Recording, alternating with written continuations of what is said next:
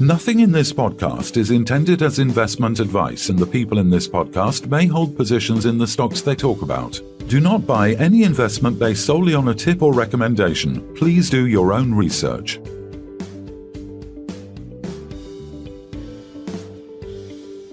Hello and welcome to the Sunday Roast. It's Sunday the 9th of November. I'm Phil Carroll.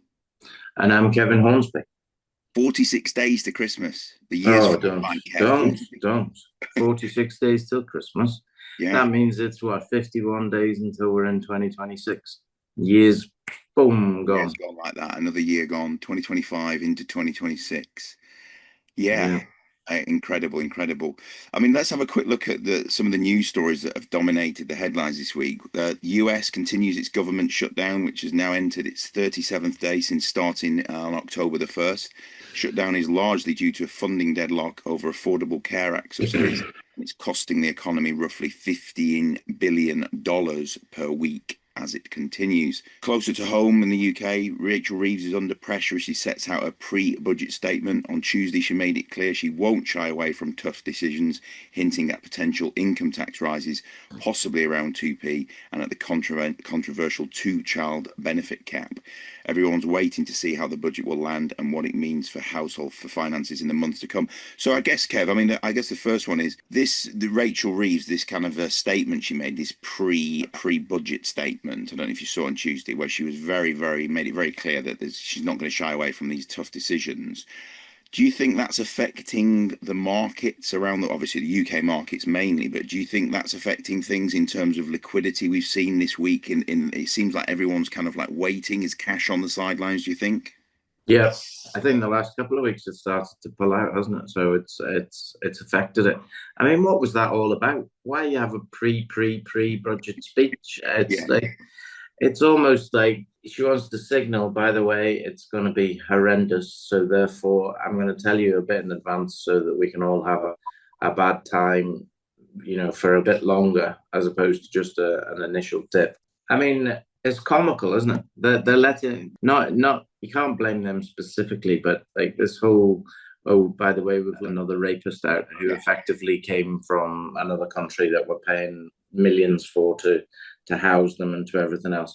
And this isn't against any asylum seekers as such, but we are like being taken for a ride. It's as simple as that. The whole system has been taken for a ride.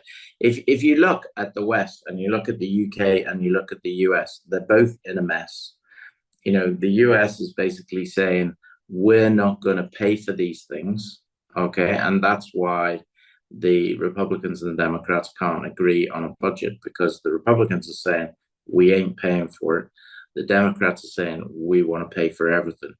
And at the same time, New York City's just voted in in inverted commas, democratic socialist, i.e. communist type individual. No, we'll get it right. He was being referred to, Mandami has been referred to as a self-professed Jew hater and a communist, as you say. But I mean, I think it's an absolute mess. I mean, Mandani didn't hold back in response to obviously Trump's comments. He told Trump directly, Donald Trump, since I know you're watching, I have 4 words for you. Turn the volume up. So I think it's going to be it's like get the popcorn on that one, because this is going to be an interesting fight, isn't it, as you say?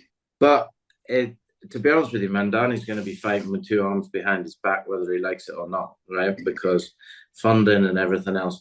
Did you see the speech that he gave afterwards on the roof, where he was basically saying, it wasn't a speech, it was just like a social media short. He was basically saying, thanks for all the support and da-da-da-da-da. And do you remember a couple of months ago, I told you I didn't need any more cash? So thanks for that. Now I need more cash. So please send in your donations, which is exactly what you'd think wouldn't be asked for once you've already been elected, if you like. I don't know. We'll have to see his politics. I was reading into it and looking at his politics from his family. His mother and father. His mother and father are both Indian, and ultimately he was born in Uganda. But his middle name is named after the guy who took on the British Empire and made Ghana the republic that it is. So he's a bit of a mixed bag, to be honest. I don't know. And obviously he's Muslim, which I think is very it seems very strange that two Indian parents and Muslim, but maybe that's just my naivety. Well, there are a few Indian Muslims, as we know. Even when the mad thing is about India, because of its sheer population, the populace, I think, is something like 6% of, or even, but yeah, maybe even lower, like 3% of the Indian population are Muslims. And that's higher than the whole of Pakistan's, obviously predominantly or majority Muslim country. So it's crazy to think that there are more Muslims in India than there are in the whole of Pakistan, just based on a numbers game. But yeah, as you say, he's a historic victory there, becoming the city's first Muslim mayor-elect. I mean, is there some similarities? Are they drawing similarities between London with Sadiq Khan and obviously Zoran? Well, everything on social media is drawing those, isn't it? It's basically the American media are basically saying Khan has produced a 10-year knife attack in London, and Sharia law and all that sort of thing. Yeah, things have gone down. And there is no doubt that there is partial truth in all of that. There is areas in London now which are dominated by Muslims, and therefore they try and run Sharia law in those places. So, it's what does it tell you? What does it tell you that started probably 20 plus years ago in the West? We see it in France, we see it in Germany, we see it in the UK, we're seeing it in the US. The US seem to be waking up to these things a bit quicker than the rest. And that's why the Republicans are now saying, no more, we're not paying for these things.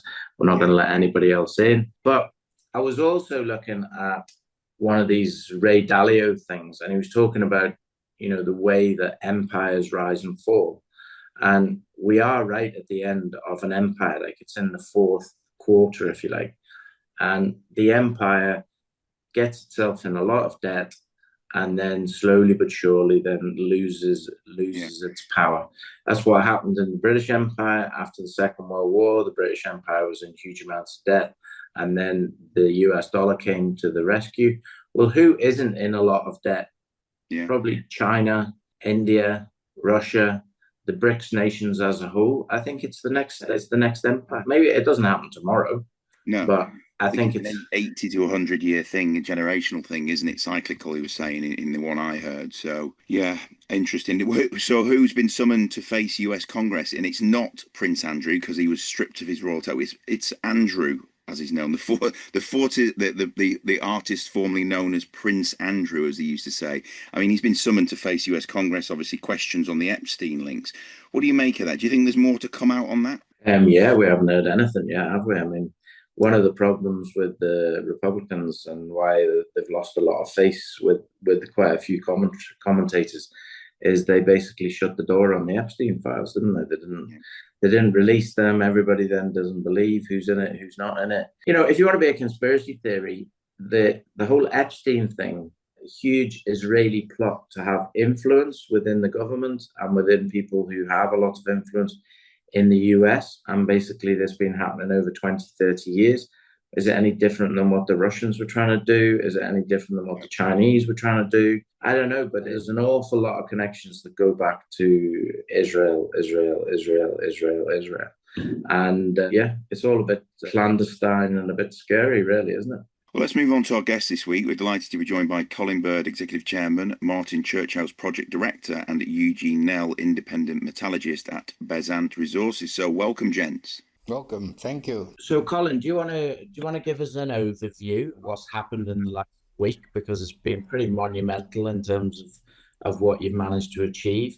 We have this project called Roundup in the Namib Desert, and you tell the story. Well, we've had many podcasts, and we've had Sunday roasts, and we've had midweek takeaways, and generally we've been discussing, when are we going to get the license, and when are we going to get the environmental license? What shape does the project take? And all the time we've been guarded because of the information we can put out in the public domain when we're trying to second guess some things which are totally outside our control. And as you say, you're absolutely right. Over the last few weeks, we've become more public, more definitive. And I think that probably the main hurdle we jumped was putting the sound report, which is our independent engineer and company in South Africa, putting their website, a précis, and also the full report, which is over 100 pages, on our website. Now, of course, when you put out that much detail, that obviously our shareholders range from knowing very little about mining, other than it's a nice sort of, if you have a scattergun approach and invest in a portfolio of companies, can be very, very rewarding, all the way through to investors who are quite sophisticated, understand the ins and outs of all of the things we're doing, and they're able to sort of form an opinion based on what they read. And in between those two extremes are many, many interested people who just wonder how we're going to go about this. So I thought it an excellent idea that, and certainly you agreed, fortunately, and so did Charles, that we would in actual fact get together the guys who have done the sweat work, the heavy work and the heavy lifting in putting this together. And I can assure you that there has been a lot of sweat, a lot of heavy lifting, and we're pretty clear on our objectives. And maybe using the report as a basis, Kevin, you and Charles might want to questioners, and I guess you've been to your list of readers and members of the who join in Sunday Roast, and a lot of questions have come through to you, and you'll be able to convey to us those questions. So I give it an open forum now to yourself and Charles. Yeah, we've had lots of questions. What's this? What's that? What's then? So, Martyn, you're the man on the ground. Give us your overview of what's happening on the project, what's going to be happening next, in terms of physical things to get the copper and gold and silver out the ground. Thanks, Kevin. Yeah, this week we've sort of reached the point now where we're now sending out letters of intent to all of our key contractors and service providers doing the drilling and blasting, mining, haulage, and also the two groups, Weir Engineering and Steiner, who are providing us and installing and commissioning the crusher plant and the ore sorter at the mine site, and another company, UMS, that will be overseeing the purchasing and installation and commissioning of all the upgrades at the NLZN plant. So the letters of intent are going out today or tomorrow. So that will then trigger final firm contracts with all of these suppliers and service companies. So that's another significant milestone for us. And we, principally what we wanted to do was make sure we got a little bit of momentum going before the, Southern African Christmas break, which sort of starts in the middle of December. So that's all taking place. We're just tidying up the last little bit of geotechnical work. We finished our the last sort of optimization work that we were doing on ore sorting. So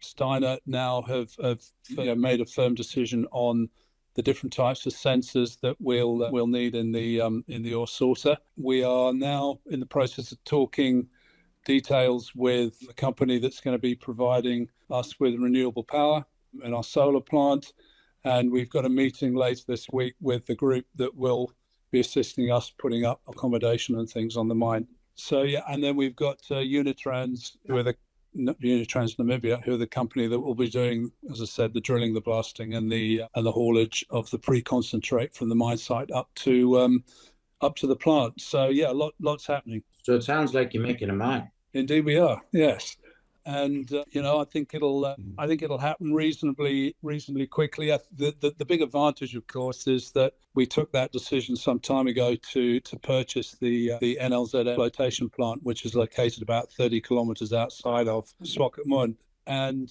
we know it's a decent plant. It gets turned over every couple of months, so it's in pretty good condition, and we know what we need to do to just tweak it and in our view improve it. So that's something that we're confident about. And of course, down at the mine site, it's all pretty simple and basic. It's a crusher with some conveyors and connecting up to the ore sorter. And we're fortunate that Weir Engineering and Steiner both have large offices in Swakopmund, so they talk to each other regularly. So we know that both of those key components will fit nicely together, and we've got the utmost confidence in Unitrans to start the mining for us.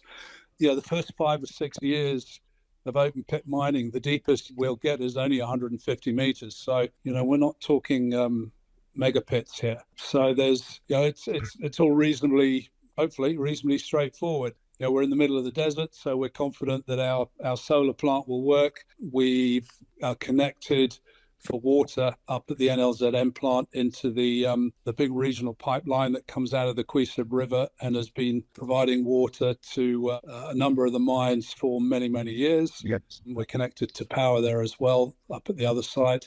The roads, we've got a number of options to get pre-concentrate from the mine site up to NLZM. And about the last third of the route is on a nearly new double tarred highway. So yeah, it's all coming together very nicely, Kevin. Very good. So from the perspective of actually physically mining, I mean, I've been as Greenpeace is on the ground. The reality is that the weathered copper is from surface. Just explain a little bit, and maybe Eugene can also help. How we're going to mine it, and from surface, what are we expecting to get as soon as we bring the ore out of the ground? Yeah, Kevin, if I can jump in here, it's fairly simple mining from surface because the material starts right from surface. And as Martyn said, you don't have a pre-strip, so you don't have to remove a lot of material on top of the ore body itself. And so you almost immediately into the mineralized ore body. The material itself at surface, people would have, you often get reported around oxides and sulfides, oxides at surface, sulfides at depth. This ore body is slightly unique in that regard that we get sulfides, which is quite easy to process in a flotation circuit, right from surface down, with and some oxides in between, but very good material to process in the flotation plant that's at NLZM. And we'll access that almost immediately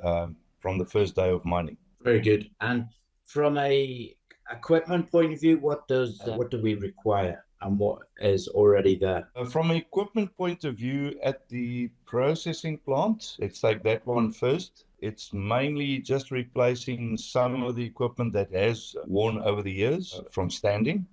So very limited new equipment that's going to be installed. We are installing a new cone crusher to improve the grinding circuit, and then replacing minor equipment like pumps and tanks. At the mine site itself, it's basically the whole mine fleet. So that would be your drill rigs, excavators, trucks, all the trucks that comes in at the mine site, and then also a two-stage crushing system with a ore sorter. So that's where the main new equipment would be, is at the mine site. Putting in there, of course, that the mining equipment is part of the contract which we have with the mining contractor. So that will not be purchased by Bezant. We will be basically commissioning the contractor who has the fleet of this sort of equipment, and he will utilize some of his equipment to carry out his task requirement, i.e. remove overburden, dig and send ore to the plant. So you should let's differentiate between what we've got to find, Eugene, and what the contractors provide. 100% correct, Colin. Okay, so Eugene, in terms of the way that the metallurgical situation is in this open pit, are you expecting that, because obviously you can drill something, but until you actually get in and understand exactly what's there, are you expecting to be surprised on the upside based on what is available, or are you pretty confident it's what it is? Kevin, the one thing is copper flotation is well known. It's been around for many years, so the process is very well understood. There's been a lot of new developments to improve the efficiency of it. So by employing some of the newer technologies, we expect an upside of it. And then also we've done quite extensive test work, flotation test work on this material. And the characteristics corresponds very well with other operations, not only in the area, but in the region as well.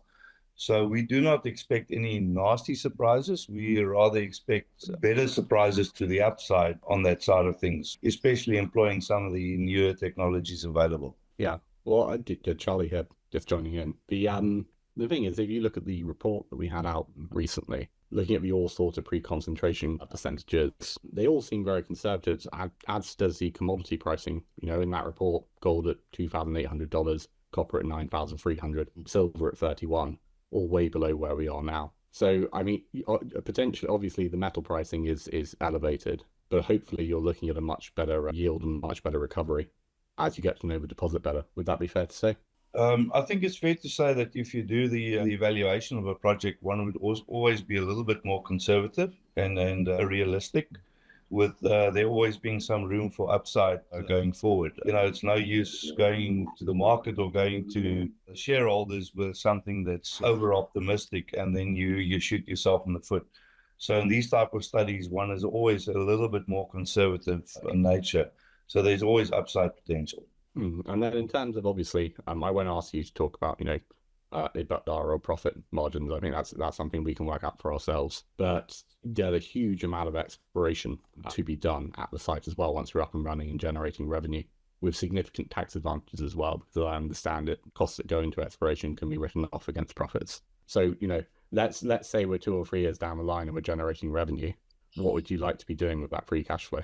We'd certainly be spending some of it on exploration. I mean, I've said this to a number of people, and just taking a step back here, when we reached a point when we decided to apply for the mining license, we sort of reached a point where we recognized that small exploration companies and mine development companies get to a point where shareholders sort of get exploration fatigue, and you start generating more resources and putting out announcements to say you've added another 1 million tons.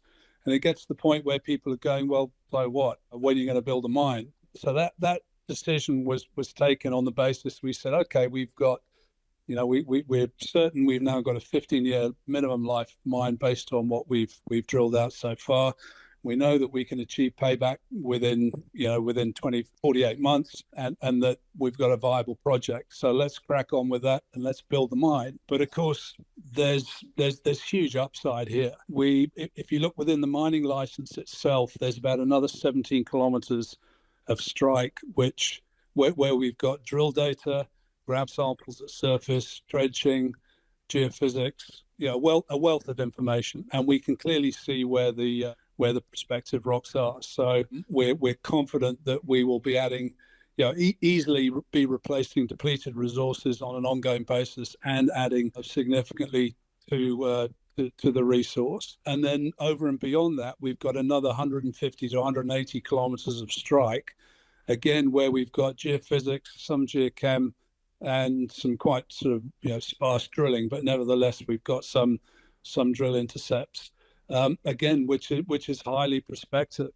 So there's huge potential there. I mean, we're targeting 500,000 tons of contained copper as a sort of a start point, and then let's see where we can go from there. I think we could potentially we could double that with that kind of strike length to deal with. And of course, we've got 69,000 meters of drilling that's been completed by various people over the years. We've done a huge amount of work ourselves. We've got a very, very strong geological team that have been working on this. We now know with our geophysics where effectively the footwall and the hanging wall of the mineralization are. So we know between the two specifically easily identifiable rock types using geophysics, we know that's where we're going to find mineralization. So we're not fumbling around looking for targets. We do some further geophysics, and we know exactly where we have to drill. And then, of course, the other thing is, and I think we've spoken to you about this before, is that historically, when a significant amount of work was being done here by JCI and Goldfields, this was in the days when everybody assumed that you had oxide mineralization in the top 100 meters. And nobody wanted oxides because they didn't really know how to process them. So all the exploration started looking at mineralization from 150 meters and lower. So a lot of these new targets that we have and we know exist, nobody's looked in the top 150 meters. And, we're pretty confident that we will find mineralization again at surface on a number of these other targets. Just a couple of other points, going back and looking at the original mineral resource estimate that was done back in 23, the consultant, they are by nature conservative, and quite rightly so, and they stick to the JORC code, but they were happy to say that they thought extensions to the existing mineral resource, in their words, were extremely likely. So, and they don't say that lightly. So, yeah. Yeah, well, 500,000 tons to start with is, the key thing I forgot, and then, potentially doubling that. That's quite a statement. But I guess, I mean, the thing is, if you have a significant amount of potentially at surface copper ore that, people that the previous operators, weren't even looking for, and you've got the money to drill for it, I guess the question is too, I mean, what kind of system is it that 180 kilometers covers? And then in addition, are there other licenses nearby that could become satellite pits potentially, where, operators don't have the money to explore, but you like the look of them at the moment? Or is that too far in the future? It's a volcanic massive sulfide type deposit. So essentially, if you look at it in sort of layman terms, it's essentially volcanism under the ocean, on the ocean floor, and the mineralization is sort of being formed in that sort of environment. So there's a number of answers to your question. On the northern limb of this sort of boat keel type shape that we've got, this sort of big U, on the northern limb where we've got Hope and all the extensions to Hope, the mineralization there has been sort of overfolded and folded again. So you've got duplication of the mineralization, and you've got a little bit of sort of very localized sort of shearing. So you've actually got remobilization. So the grades can be significant. As we move further along from the initial open pit, it's not uncommon to get intercepts where we're looking at sort of 2 to 3, even higher percent copper with decent gold grades and silver over widths, in some cases north of 10 meters. And I'm not saying that is sort of universally what we expect all the way through, but certainly on the northern limb, we anticipate that we'll continue to find overfolding and sort of structural contortions and things there in the rock, which means that we'll have bigger package widths and probably better grades. As you go on to the southern limb, you don't have the same amount of disruption, which makes, in some respects, it makes mining easier because it's just a straight line and you just follow it. But what's interesting on that southern limb is there are some intercepts at depth. We didn't drill these were drilled historically. Mineralized widths are narrow, they're only about 1 meter, but we're talking grades. Peak grades we had were 20% copper and 20 grams per ton gold. And I think there was another hole which was about 2 or 3 meters beneath that, which had, again, I think it was about 3.5% copper, and I think it was still close to 20 grams per ton gold. So there are other things going on in this deposit that we've not even had time to look at yet. So there's a lot of upside here. Well, this is the thing, right? Because obviously you have that kind of geology that, mostly you're looking for copper and gold, but, Namibia, lead, cobalt, uranium, lithium, tin, tantalum. If you're exploring such a massive strike with future cash revenues, it feels almost like a surprise box, right? You're never quite sure what you might uncover. Yeah, although we don't expect to find any other sort of base metal deposits or anything else. We're sitting in this matchless member, and that extends all the way through past Windhoek and then carries on all the way out towards the Botswanan border, and it's basically amphibolite type rocks which then sort of wedge a whole load of quartzites and schists in between them. So it's pretty much the same geology all the way through for 300 odd kilometers, all the way through to Windhoek and beyond. So I don't think we'll find other deposit types, but conversely, what it means is that we know exactly what we're going to find in terms of mineralization. So we've got our vectors for exploration. We know what we're looking for. We know what we want to find. And if we find those various sort of characteristics there, then we know that's the place we should drill. In terms of getting this thing up and running, my suspicion is it'll take less than a year, and I don't want to ask you for a forward-looking statement, but for deposits like this, and based on, operations that have gone online in the past, do you reckon less than 12 months it can be up and running from now? Well, what I would say is most of the projects, your longest lead item is normally to construct your plant and tailings dam. And then also to get your pit established. So if there's a pre-strip, the fact that we don't have a pre-strip and we've already got a plant in place that we just need to do a sort of minor modifications and fix up to, we'll probably be able to halve the time to get into production from a normal greenfields type operation. So I think the listeners can figure out, but you'll probably half your time. Excellent. And then with the plant, once it's gone through the beneficiation upgrade, are you going to have spare capacity in it? Because obviously you're going to, when you start out with production, generally you start out with a little bit and then you optimize and then you go bigger and bigger. But are you going to have spare capacity as well for more ore from other sources, or do you think it's going to be maxed out? If you look at the results we've been seeing at the moment, we're probably going to be filling up that plant to the brim. So at the moment, the plant is the bottleneck. The mine has got a lot more that it can give, and the plant is the limit. We'll be running that at full blast. Good. But you should remember, Charles, that this is, Martyn referred to the ingestion and exploration. The government wanted to see an operation. So we're very much approaching this as phase 1 and phase 2. This is phase 1, and if Martyn's target, and we're all a bit reluctant to say 500 is our minimum, because we know damn well just by simple maths that we're going to get a lot more copper than that, because we're relating it to the 69,000. So the second phase of this operation, we'll be aiming for a new plant and 20 to 25,000 tonnes per annum. And maybe it's not that futuristic. It's obviously dependent on finding a minimum of 500,000 tonnes. But maybe, Martyn, if you tell the podcast a wee bit about that, it would be useful, I think, because we don't want people, Charles, to think that this is the start and end of Open Gorup.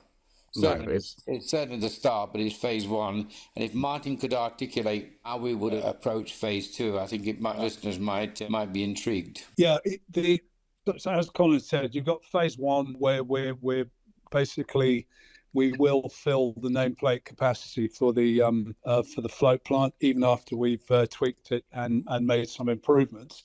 I think one point to make, which goes back to what Charles is saying, is that we've worked out that because of the efficiency of the ore sorter and the mass pull that we will be achieving, every 2 years we will have stockpiled at the mine site another year's worth of pre-concentrate feed to go into the plant. So from day one, we're already, we've got surplus.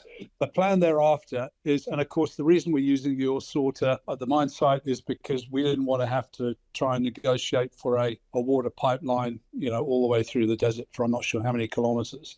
However, if you go about 50 kilometers, maybe 55 kilometers to the sort of the northwest of our mine site, you get to a point where there is a pipeline and a big pumping system which pulls water from an aquifer in the Queensub River, and that water then flows up past Walfish Bay, the big deep water terminal on the coast, and then goes inland and feeds all of the mines. And that's been feeding some mines for over 35 years now. Yeah.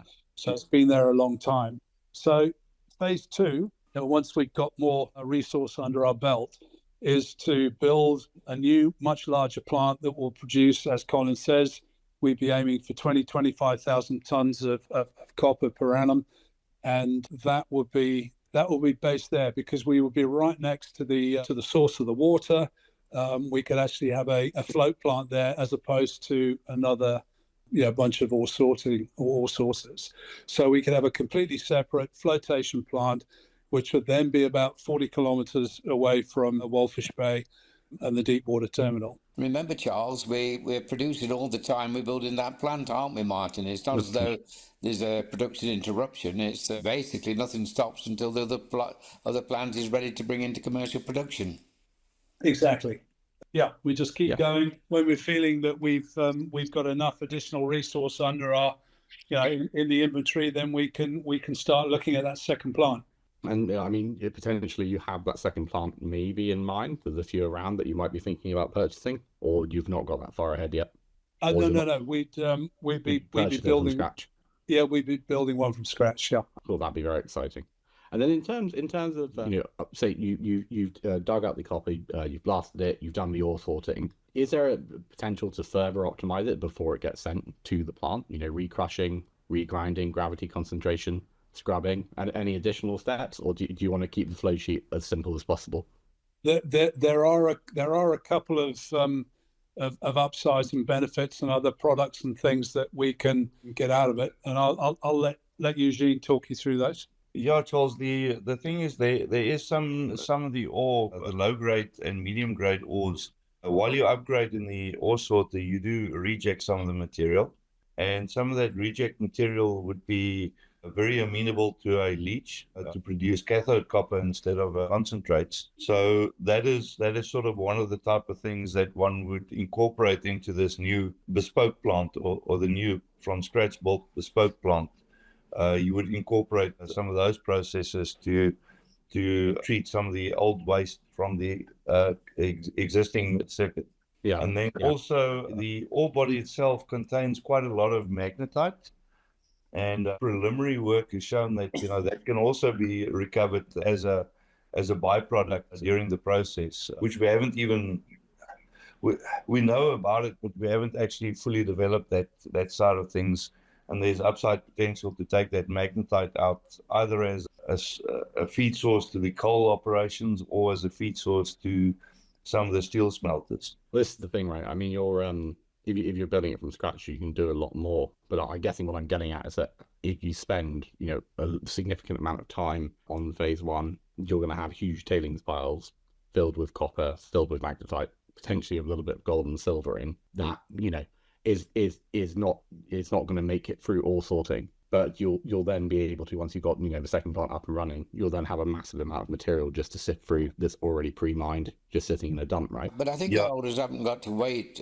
Correct me if I'm wrong, Eugene. They haven't got to wait till the second plant is there, because we could do small vat leaching during the course of the next few years once we get ourselves settled down on this flow sheet and start producing.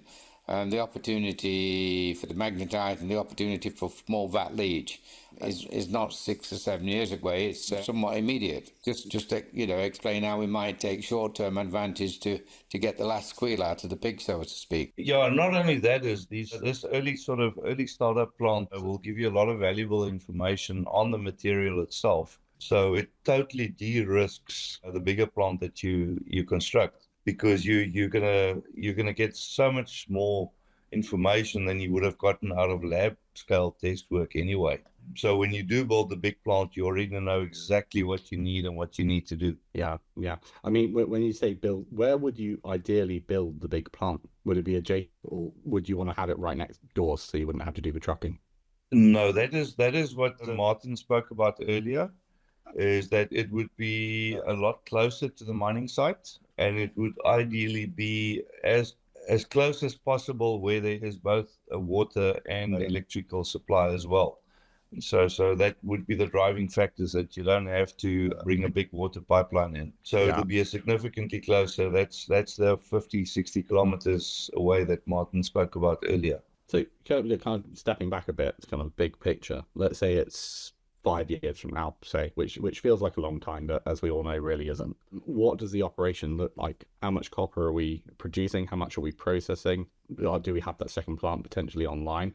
And how big could this thing get, especially if you're doing the exploration as well? It's almost like asking how long is a piece of string. It is. I know. I realised as I asked it, but I had to ask anyway. I think Charles, we can lay out that obviously we're going to climb into, as soon as this free cash flow, which is not unencumbered, isn't needed for the plant, we're going to be drilling, and we're not going to chuggle away with one machine. Martyn is determined to make it a 3-machine exercise. So really, that's let's say it takes you 18 months to settle down. You're not going to wait for the outcome of that before you start doing all your planning permissions, environmental, mining, mineral processing plant permissions, and all the things that you have to do, and all the negotiations which are outside your control and take time. And then there's the financing aspects of it as well. So look at the plant which is being commissioned in the not too distant future. Look at cash flow going into an intense drilling program. Then looking at say year 2, 2.5, you're into mine planning for the new mine. You're into designing the ultimate flow sheet and the shape and the size of the mine, costing the mine, deciding which way the process plant, which way you're going to go with your process plant. What does the flow sheet look like? So you're chugging along years 1, you're up to full capacity at year 2 1/4, generating probably maximum cash flow. At year 4, you probably start building your new plant. So at year 6, because these things, it'll be a big plant, Charles. It'll be a big plant. When you get a couple of years to build, so year 6 you should be kicking that in.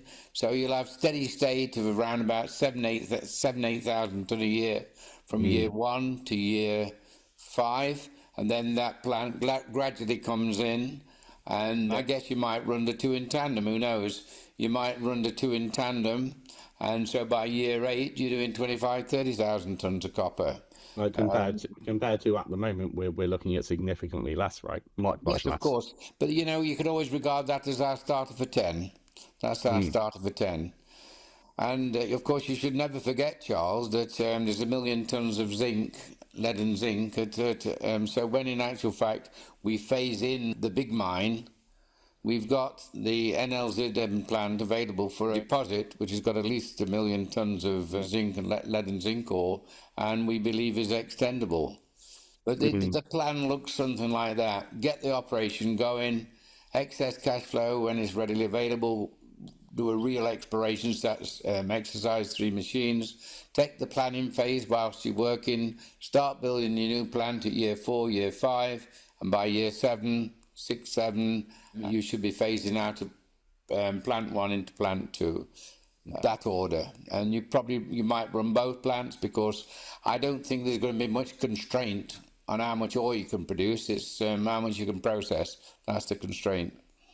And then you have the Colin, this conditional prepayment facility of up to $7 million, and then we obviously have a concentrate offtake agreement in the RNS with a globally recognized commodities trading company. I mean, people are guessing, and I won't ask you because you won't answer who that is. But surely that provides some additional commercial validation, right? Because they're not going to hand over that money unless they're pretty confident they're going to see it back. Yeah, that's right. But the scenario that I'm painting, if you step off that, then look at what we all expect on this call and what the market now expects, and the analysts are all predicting. That second phase, we're not even anxious about it being financed, because it's what we do in phase 1 will in actual fact set the stage for everything else we do over the next few years. And if you're referring to the immediate, then of course our provider, our off-taker, is doing some standard due diligence, and we're fairly confident of, I think the words are, we've done this project to death, Charles. We really have. And I tell you what, my experience, as most people in this business, the more you look into a mining project, the more it goes a wee bit south. Not fatal flaws, but something what eats away at the cash there, eats away at the margins there. But we're not seeing that, Charles. And I think a best way of saying it, I mean, let's face it, what was the variable? The variable was the pre-concentration or sort of. Yeah. And maybe Eugene would like to talk about, he took it from the lab, he took it to full scale. Martyn was insistent that that he couldn't put his name to this unless there was pilot scale testing. We managed to get the benefit of a big, of a unit similar to our unit, and did the test. But I'd like, probably, if Eugene, you can take us through what you did from lab to full scale and how it actually panned out, and there's some shocks and surprises, well, I think even more surprises than there weren't many shocks, but just for the listeners, I think it'd be interesting to know how that process worked. Yeah, Colin and Charles and you guys, the thing is, it's an iterative process. So the test work ran over 3 or 4 stages. And every time you put it through the ore sorter, you learn something about how it works. And we sequentially put more and more material through and taught the ore sorter what the ideal material would look like. So the last run that we had was as close as possible to an optimal setup. And we could achieve well in excess of 85-90% recovery of copper into a final product. So the test work wasn't just a single pass, a single shot in the dark. We ran about 4 different iterations, and each time would go back, teach the ore sorter and tell it, okay, where did it go wrong and what should it do better, and slowly progressed and got the efficiency quite high that, the ore sorter rejects is sitting at 0.1% copper, which is actually quite low. I mean, it's all looking very, very positive. And the thing is that it basically it's 2 investment cases, right? And it's the phase 1, which is what's going to happen potentially over the next 6 to 12 months, getting into production, generating revenue, and then there's a second investment case, which is longer term, 5 years down the line, where you've potentially got a second plant online, which is much larger. You've got massive exploration done. You've got 1 million tons, explored and ready to go.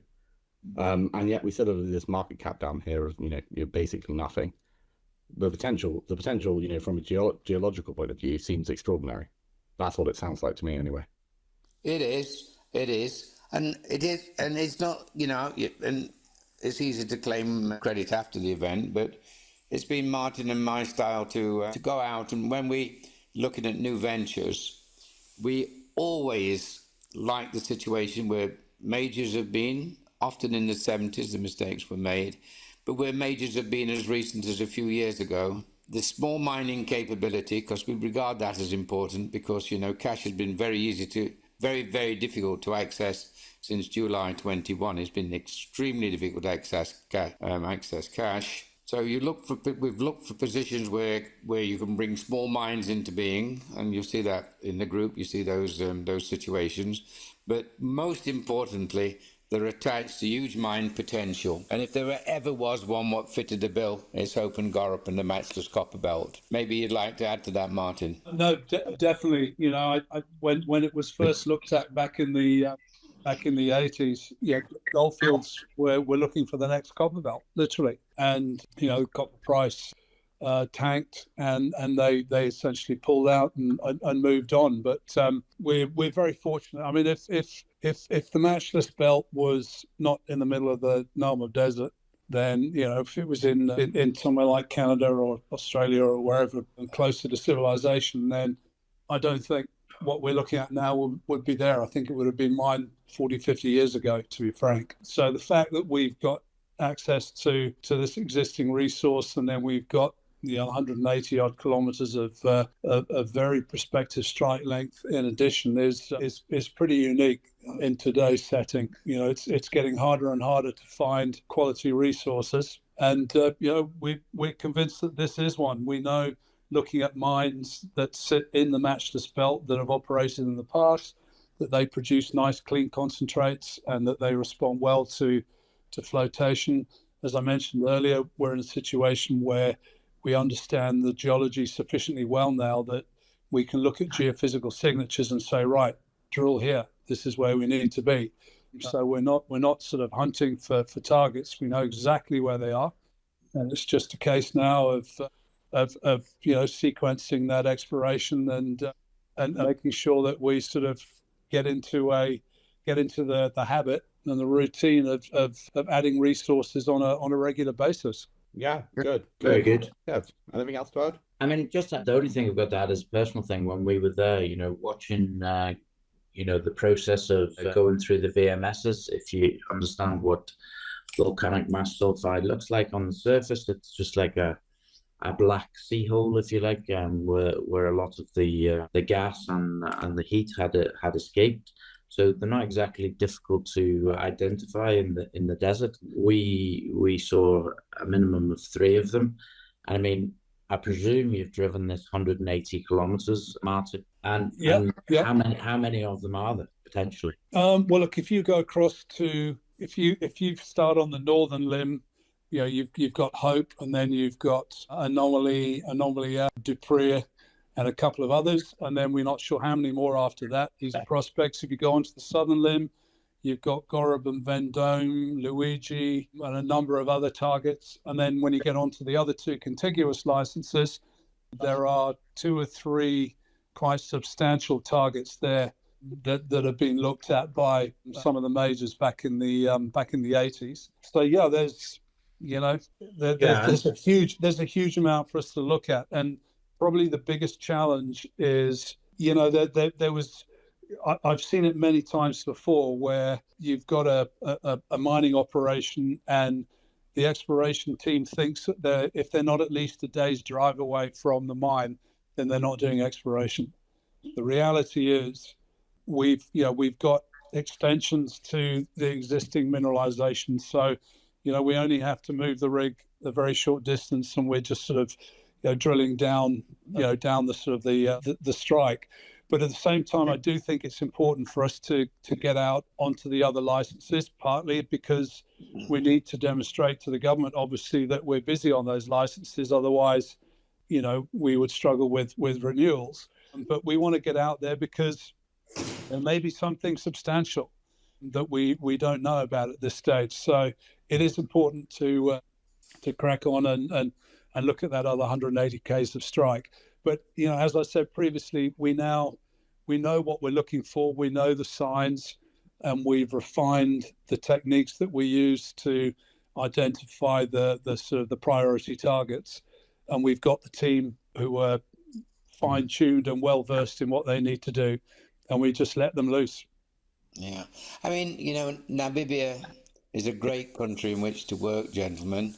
And that matchless copper belt, I more or less, Martyn made a statement, the surprise to us that the opportunity is still there, isn't it, Martyn?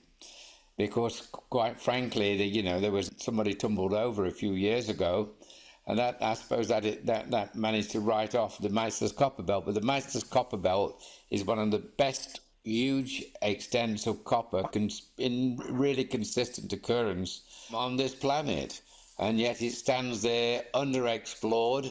More or less, the real exploration has been at both ends, i.e. close to Windhoek, 25 kilometres, and the southern end near Walvis Bay, and the bit in between, the bit in between being about 300 kilometres, 350 kilometres, is continuous and has got showings all the way along. I think I'm correct there, aren't I?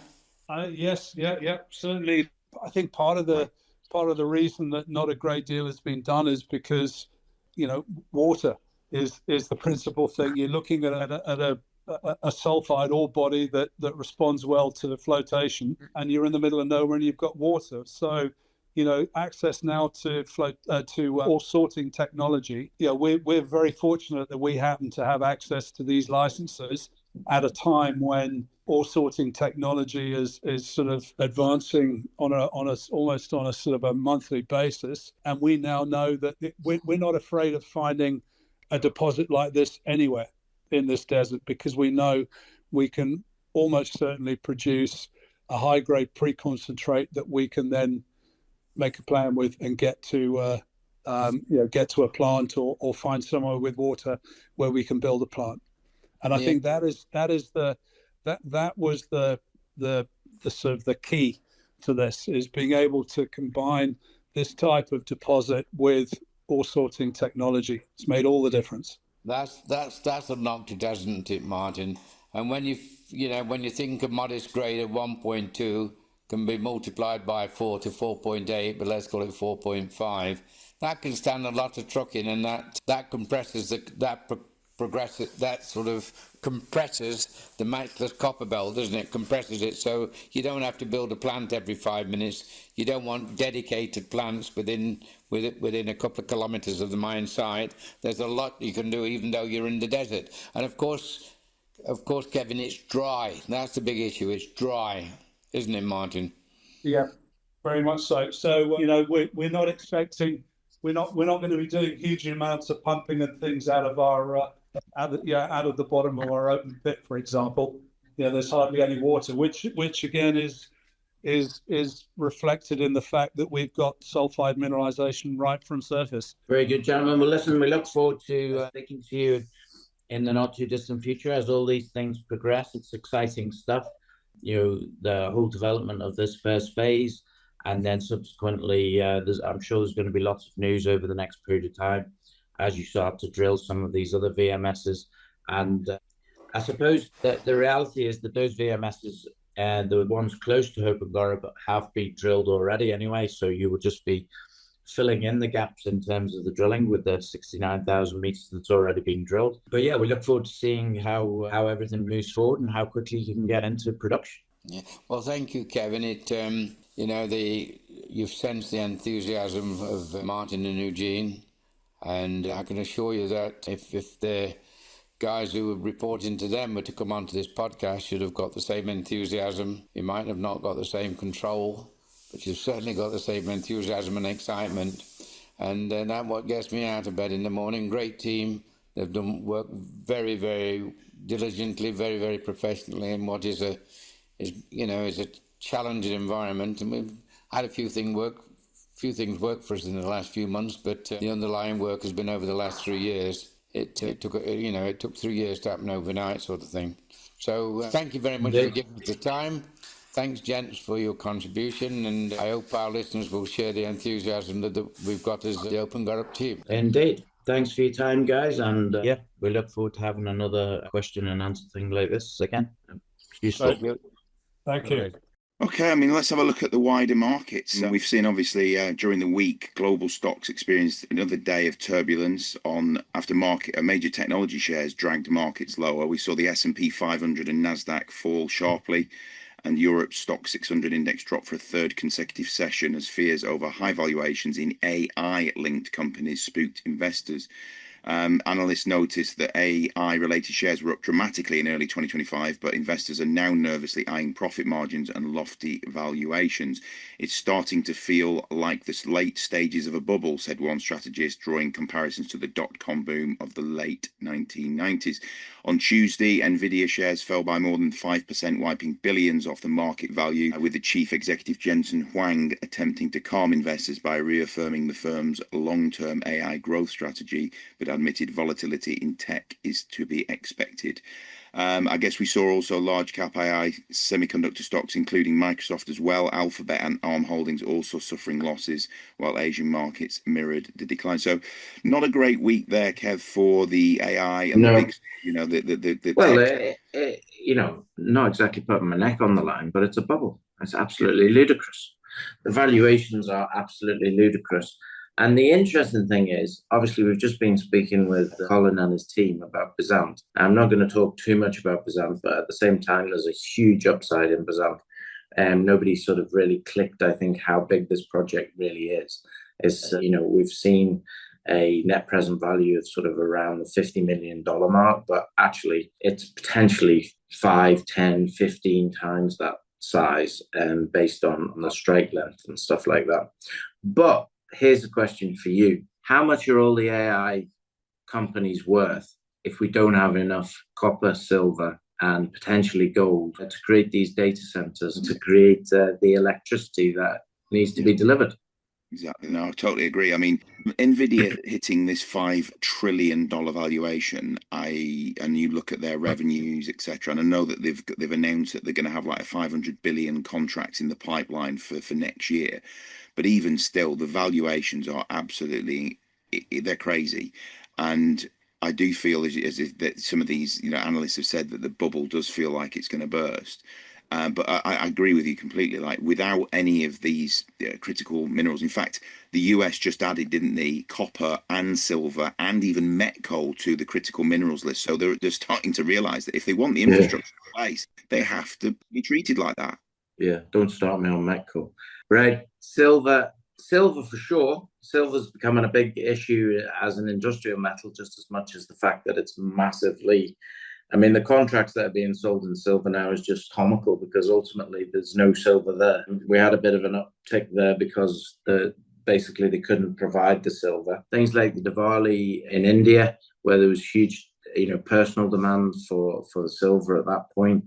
And that coincided with holidays in other places as well, which were celebrating. But I digress. The reality of the situation is that all of these things, or all of the AI tech things, need copper more than they need anything else. It's like, if we don't have copper, then basically you can't transmit the stuff. You can't generate the electricity in the first place to then transport it, which is what the copper is required for, being a great conductor. We were researching there ourselves, weren't we, about the copper gold ratio. and it is actually at an all-time high. All-time low, and historic low. Historic low. And the reality is that because gold is overpriced, or because copper is very, very cheap, or a combination of the both? The reality is copper's got some serious catching up to do in terms of how much it could move. It's talking about copper going up 3-4 times just to go back to its normal copper gold ratio. So that would just be amazing if you saw copper at $20,000-$30,000 a ton. How beneficial is that for Bezant's project Hope and Garb with gold and copper? How beneficial is that for Extract's Bush Ranger project? What other copper projects are there that are ongoing that could? I mean, there's a multitude of them out there, isn't there? Various different companies. Even Ethereum in the north of Morocco, in places like the big projects that they've got up there. There's vast number. But I mean, interestingly, we had a chat this week, didn't we, with a Bitcoin. I'm not going to call him a maxi, but basically a big Bitcoin fan, and it was an interesting comment. Just going back to your copper, the requirement. And it was like AI and Bitcoin are so energy intensive that they're relying. It was almost like this prophecy of where like AI is almost built to consume as much energy as possible and just continue and almost like burn out, deplete the world's reserves. Do you know what I mean? Like, it was an interesting, almost a conspiracy theorist, but it is interesting that people don't realize that Bitcoin and AI are so energy intensive as commodities. Yeah, and that throws you into a conspiracy theory about this other thing that would basically create the energy of the sun, isn't it? I forget, is it fusion or fission? Yeah, fusion. Where you actually use tungsten. So shock horror, you need another metal, and GMET's done that. Started coming back this week after a bit of a normal correction, I think, in the market. Up to, I think, 120, I think it was on Friday. But if we don't have these metals, AI ain't going anywhere. No, absolutely not. And it's the same, whether it be copper, which I think is the main one. I'm starting to see lots of different podcasts, things on YouTube about 2026 is going to be the year of copper, because basically now there's a shortfall. 3 or 4 of these big mines are having problems. During 2025, that's going to mean that there's going to be a shortfall of copper, and that's without the extra demand that is required for all of these AI data centers, all these AI products, if you like, that are required, and the extra electricity that's got to be provided. If you're providing a huge amount of electricity, how thick a copper wire do you think you're going to have to go into these places to produce the relevant amount of electricity for these places? It's going to be huge. So I just don't think and that is without, and Colin Bird always says this, there's 1.3 billion people or 1.4 billion people in India who, how many 100 million of those just want a fridge, just want a car of any description, and the same in China, and the same in many African countries as well. So the demand for this metal is off the charts, but yet we haven't actually seen the move in copper as yet. Yeah. So who's been given a pay rise this week? Been given a pay rise. It's not me anyway, that's for sure. Well, I can tell you it was probably the largest pay package ever agreed. Yeah, Tesla shareholders overwhelmingly approved Musk's controversial, valued at around $1 trillion, the largest in corporate history.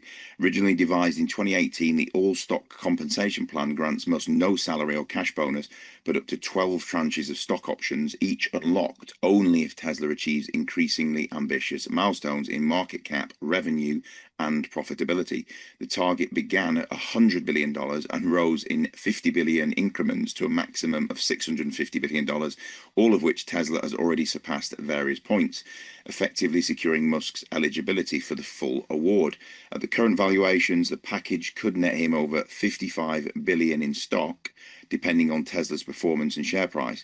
Supporters argue that it ties Musk's rewards directly to shareholder return and visionary leadership that turned Tesla into the world's dominant EV and clean energy company, while critics call it an example of extreme wealth concentration and the failure of corporate governance, especially amid recent layoffs and declining margins.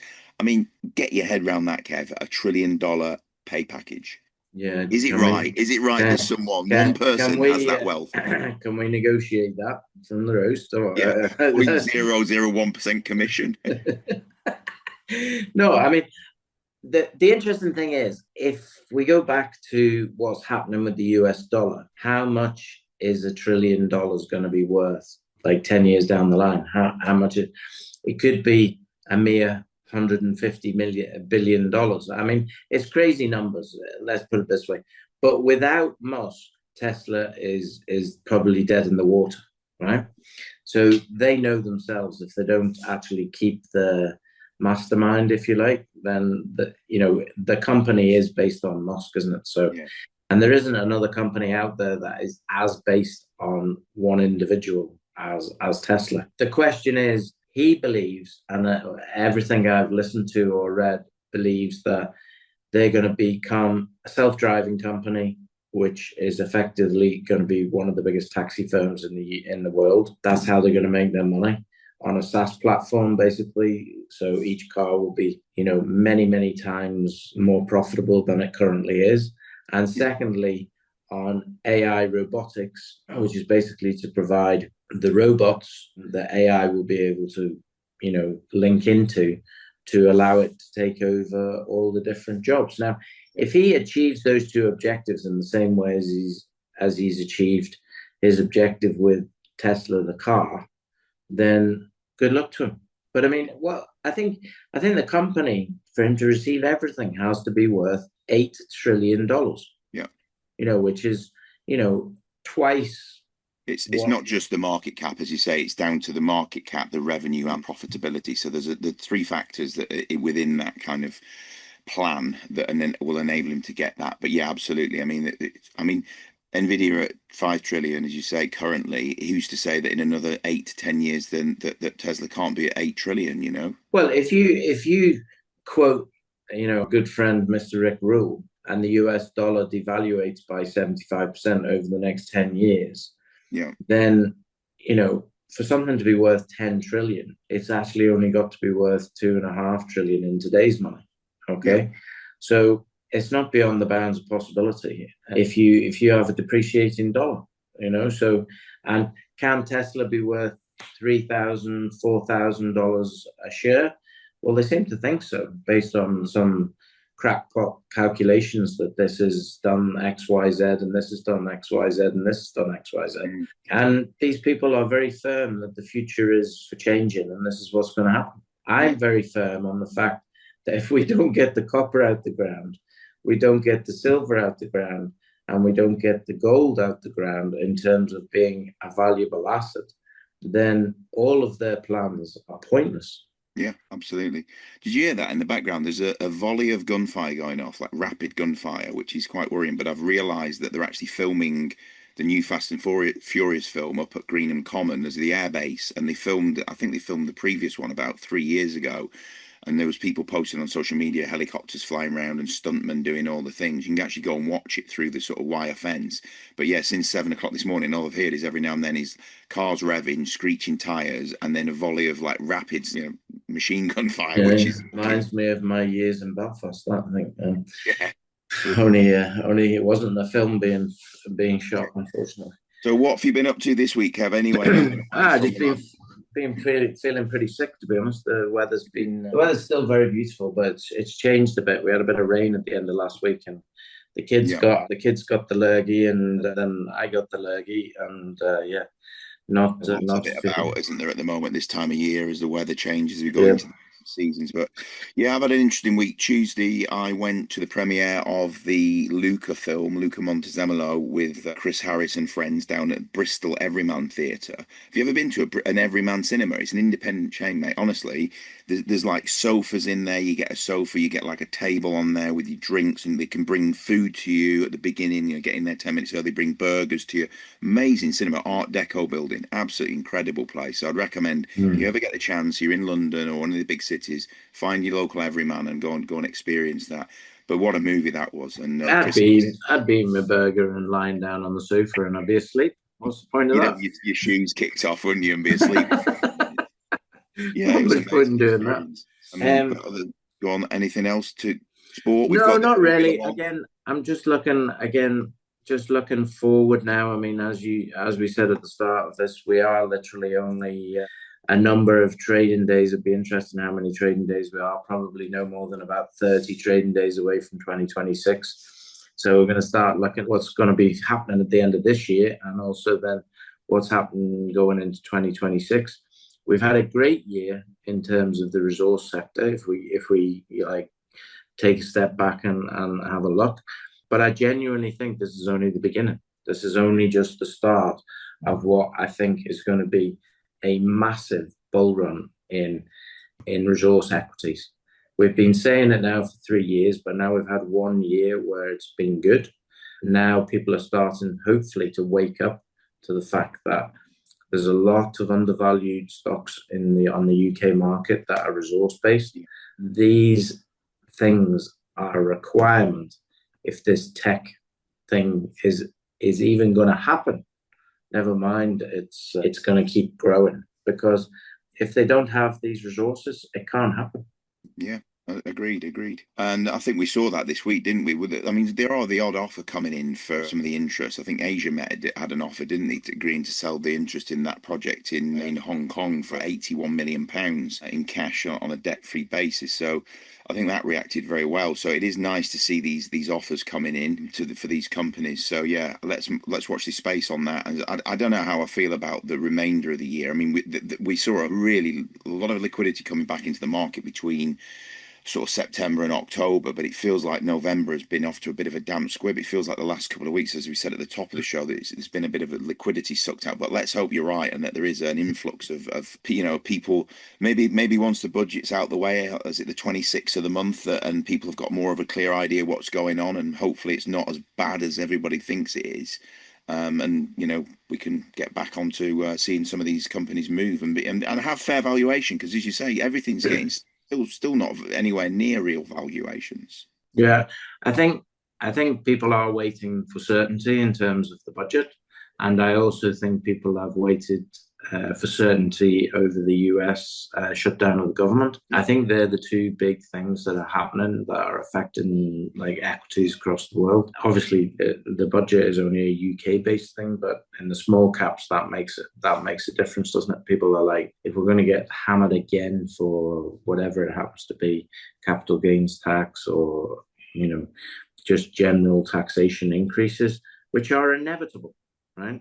We have reached a point where every pound that is added to this tax threshold means they get less tax.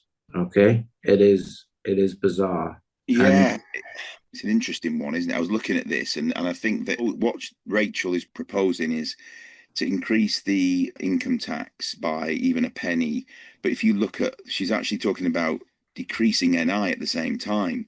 So even though they're going to be getting more into the coffers, it's actually not going to affect those who are on the 25,000, the 50,000 area of, their wages, their income. It's going to be the ones on the 75 and above who are going to see an impact on their actual take-home pay. So actually, she's doing it in a way that kind of takes with one hand but gives back with the other, if that makes sense. And I mean, I don't know. That's my understanding of the income tax movement, but also a reduction in the NI, the employee NI. That's my understanding of it. Yeah, well, we'll just have to wait and see, won't we? But I mean, regardless of taking with one hand, giving with the other, I think it's called the Laffer curve, isn't it? And that was the guy that was involved or is involved with Hammock Gold. There comes a point where you get diminishing returns on how high the tax is. Yeah. And the UK, I mean, Charles will give you a lot of stuff on this, but the UK has crazy situations around £100,000 income, where you can effectively, if you've got, student loans and other things, you can be paying 81% tax. Yeah. Which is going back to the Labour governments of the 70s in terms of, basically it was just absolutely pointless doing any work. The problem that they've got now is that the freedom to go somewhere else, whether that be Cyprus, Dubai, the Cayman Islands, etc., for the super wealthy, it's there. People are going to start taking that opportunity, I think, because it's like, why would I do that? If you were setting up a brand new business now and you had the opportunity to set it up in Dubai or set it up in the UK, where would you set it up?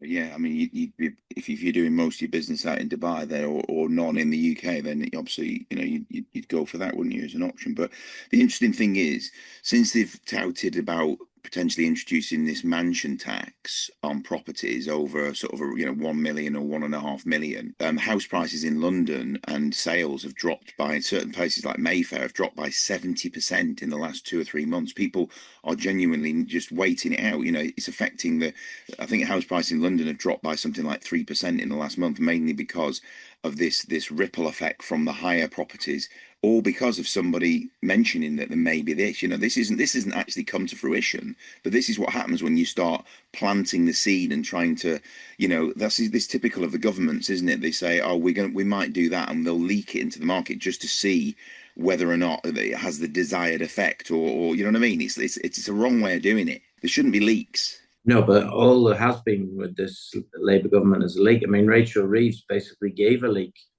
in a statement, didn't she? I mean, completely what she was planning to do. I'm gonna break my rules, basically, is what she said.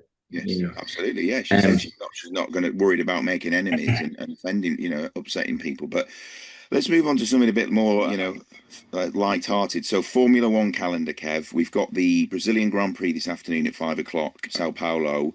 And then on the 20th of November, we got obviously move it into Las Vegas, which is an incredible circuit, the street circuit there.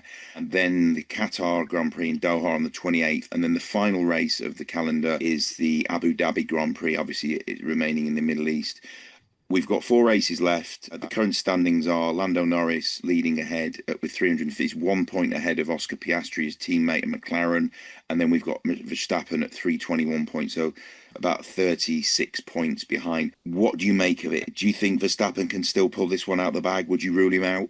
No, he's definitely not ruled out. For sure, the two of them don't think he's ruled out either. So, in a way, they're making it possible that he can catch them, because they're fighting with each other in terms of taking points off each other. So, he's got to go and win at least a couple of those races, I think, and hope that, they did not finish or whatever, but we will see. Anyway, we can talk about Liverpool now that they won last week. Finally got a win in. Against Aston Villa, and then they beat Real Madrid 1-0 at Anfield. You got a big test this afternoon, mate. You got City at City. Yeah, big test at Manchester City, but with flying colours in the first 2 tests. I mean, we played brilliant against Real Madrid. They didn't have a sniff, and Courtois was the man of the match. So I mean, let's see what happens. It's going to be a good game for Arsenal no matter what, because one team's going to take points off the other, and if Arsenal win, then they're going to go further ahead regardless of that result. Absolutely. It was good to see us beat Spurs yesterday as well. So, finally getting a good win in. We'll leave that in because obviously the game hasn't happened yet because we're recording on Friday. But I like to say the confidence we're going to beat Spurs. Where are you playing Spurs at White Hart Lane or not White Hart Lane? It's at Spurs, yeah. Yeah, I think we will see. We will see. I will say no comments. But, I mean, it's the European Champions League's hotting up. Obviously, we don't know what the final top 8's going to be until January, and then the 8 to 24 then play off with each other, don't they? And the bottom 8 are booted out, basically. So, Liverpool are sitting 8th, I think. Arsenal are up there as well. Manchester City are up there. Tottenham are just behind. Wide open up there, yeah. So, all very interesting stuff. How many teams have we got in the Champions League this year? Is it 5? Yeah, well, we've got obviously Chelsea, Barcelona, Chelsea, City. It's 5, Chelsea, Newcastle. Liverpool. No, the reason I said Chelsea and Chelsea Barcelona is I've been invited to the game on the 25th of this month, Chelsea versus Barcelona, which should be amazing because I'm not often been to Champions League games, and I think the atmosphere is generally pretty damn impressive, isn't it? When you're with all the was it the champions and all, I don't know who sings it, Domingo. That's because you're a United fan. You haven't exactly. We're never in it. Exactly. It's been years since we've done it, but no, it should be exciting. I mean, Stamford Bridge is for me, is that I've never been there. I've always wanted to go. I've been to the Etihad and all the other clubs. I've been to Tottenham, White Hart Lane, the Tottenham Hotspur Stadium, as it's now known. But yeah, first for me, looking forward to it. I think the stadium's only around 40,000 capacity, so very small in comparative terms to the likes of, Anfield and City Ground and all that. But have you ever been, Kev? Any abiding memories of Chelsea? Yeah, abiding memory. I think it was 1984. I went there. I think it was possibly an FA Cup, third, fourth round, something like that. Miserable, pouring down with rain. We were in the shed end, I think it was, and no cover at that time. So you just basically got rained on for 2 hours. And then they held us in for another 30 minutes, so you get super wet. And then we got let out, and we had to walk along to go to the tube. I mean, just my abiding memory was just getting lots of golf balls flying over the top of our heads. Basically, fortunately, none hit my head. Typical response to the Scousers then. Yeah, that was the good old days when you could safely go to a football match and have no consequences whatsoever. And then we got in the tube, scarves off, keep your mouth shut, and off we went. So yeah. Okay, well, I think we've talked long enough there. If you like what you've heard, please do subscribe, hit the bell icon for future notifications of further episodes, and have a great weekend all. Thanks for listening. Thanks for listening, guys. This podcast was brought to you by Roast PR Limited. If you would like to appear on a future episode of The Sunday Roast, please email admin@thesundayroast.net.